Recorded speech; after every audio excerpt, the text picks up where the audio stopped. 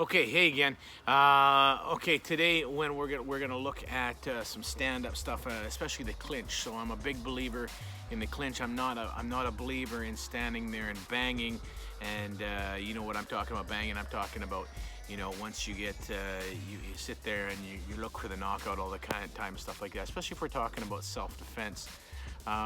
Sport MMA is a different thing. It's a different animal altogether. You're not looking to hurt somebody. Mix self-defense, which uses proper self-defense, will have MMA in it, simply for the reason position. We've talked about it before. You cannot submit somebody unless you're in the right position. You can knock somebody out. You can't eye gouge somebody unless you're in the right position. You can't give them a throat shot. You can't do any of those kind of things. You can't bite them on the neck, the ear, whatever like that. You have to be in the right position, and that's why we incorporate MMA positionings, which means you should learn about submissions. You should learn, in order to escape them, and you should learn about stand-up in order. For my thought is, you learn on stand-up to get to eventually penetrate into their zone, close to them. So what happens is then you can get in the position to do something that will damage them, because we're talking self-defense here. And when I say damage them, I mean in a self-defense kind of manner.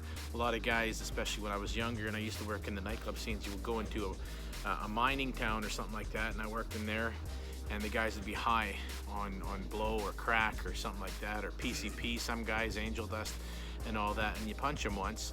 I remember one guy, I headbutted in the face, and it flattened his nose right out, like right out. That was how hard it was. Punched him, I don't know how many times in the mouth.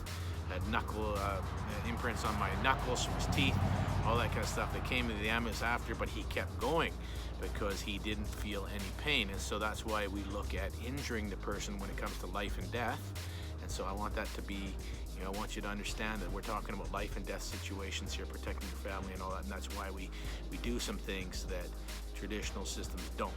So we're going to move into the clinch, and that means we've reached their bubble, their private space. So I'm always talking about, you should have a 5-foot diameter around you, and your hands are up in order to let everybody know this is my space. You say it verbally to somebody. You know what? If you come within this area right here, I'm going to take this as an offensive. Gesture, and I'm going to protect myself as though my life is in danger. And so you want to get that down, because that legally is going to help you if you ever have to defend yourself, because you know how many quacks are out there. How many times I've seen somebody come up, sucker punch a guy, get laid out later on, and then all of a sudden try and charge them with the raw carrots, mashed potatoes, RCMP, sorry. So anyways, we're looking at, we've already used our jab, we've used whatever to get into the zone. So now we're close. So 3 zones. We're outside, we use our kicks and long punches and jabs in order to make our way into the inside of their area. And so once you're in there, what do? There's a couple things you can do. Obviously, we can take them down. We've gone through some takedowns before. We'll go through some takedowns again. But what if the takedown is not there, and we're both locked in a position in the clinch? And so, anyways, I'm going to show you a couple ways to get through that. Now, these are nasty. So, anyways, so once again, I'm going to let the viewer know that what I'm doing here is I'm talking about saving your life, okay? And if you can, you get the heck out of there after. So.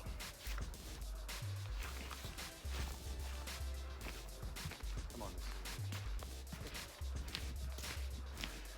Okay, so I'm going to tilt this up a bit here.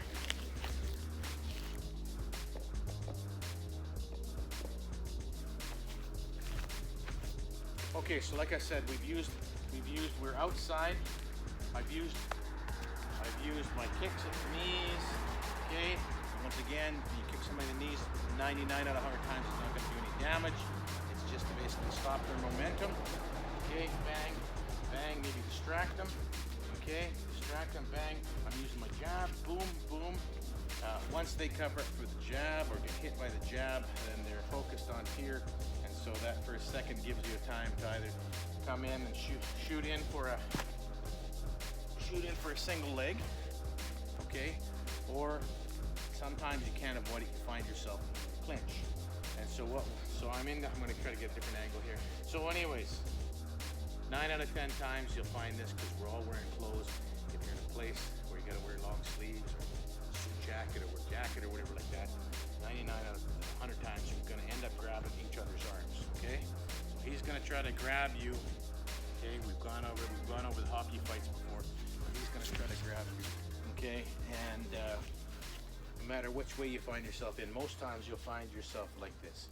You see a lot of guys struggling back and forth, and what you do. It is about getting the jump. You know, you can, once somebody has committed to grabbing you like that, you can at that point go, you know, they have laid their hands on you, and the law covers you, I believe. But they've laid their hands on you, you can consider that an aggressive move. You can say, I was in fear for my life, okay? So, first thing you want to do is you want to get a jump on what's going on here. So we're grabbing each other. It usually turns into a bit of a wrestle, okay? And I'll tell you the first thing is, and I seen an actual UFC fighter talk on the side about how different it was in the ring than on the street. And so the first thing, one technique you can use is the headbutt, of course. Now I'm going to show you a lot of guys right from this position right here will just lean back and go into there. Okay, but the problem with that is if he is to put his head down, so all of a sudden, bang, I am on the top of his head. It still hurts, okay, but it's gonna maybe hurt me a little more. Okay, so what you want to do is you want to get the, first of all, like I said, get the jump. You want to go underneath, okay, and you want to do two things at once. As you go underneath, you want to jump, you want to push up and pull forward. Boom, right there. So now if he was to put his head down, okay, if he was to put his head down, then I'm down and I am driving straight up into his nose and into his jaw, okay? And now what that's gonna do is obviously it's gonna end up going for a knockout or really, really, really hurt. Enough that he will draw back, okay? So if let's just go slowly here. So he puts his head down, he's really careful, most guys won't. I lean down like this, and I pull and I push, and I boom up into there, okay? Now where am I once I do that? I am in perfect takedown range, because as soon as I hit him like that, his grip is gonna loosen a bit. Just a bit, it may not be always, but a bit. So that's why when you're doing grip, okay? When you're doing grip here too, we're like this, we're gonna be jostling, he's gonna be grabbing on. It's better for you to get, if you can get inside, okay, inside, underhooks we call it, okay? I can boom like that, okay?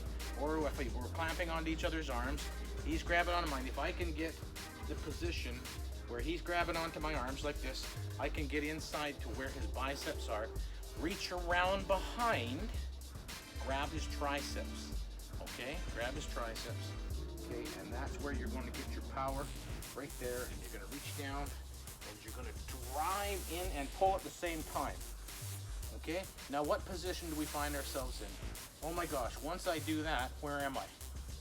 I am in prime takedown position too now, okay? Let's turn around a little bit more, okay? So real slow, he puts his head down, sees this is going to happen. Boom, I pull forward. Now where am I? Look at this leg right here. Inside trip time. All I gotta do is reach in and wrap around and drive through. I won't do a complete takedown there, but you're seeing what I mean, okay? I want to show you something else with the takedowns, with those kind of takedowns too, okay? So let's go over this again, okay? So, you know, hey buddy, blah, blah, blah, blah. We all of a sudden lock up. I got the inside biceps if I can, okay? I got the inside biceps. Okay, so I reach down, and I push at the same time with body, and I drive up with my head. I pull him forward. Okay, he is gonna wince instantly. I pull my hands down. I can go in, and I can do a number of takedowns right here. Now, when I land, how do I land? I land on his crotch. This is not MMA. No rules. Okay, I'm going to twist it down a little bit just to show you. Yeah.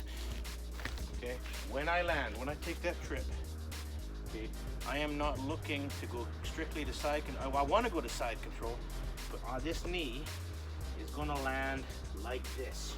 Boom, right there, as hard as I can with all my weight. Okay, so let's go over this real quickly here. Okay, pull it up. Thanks, cameraman John.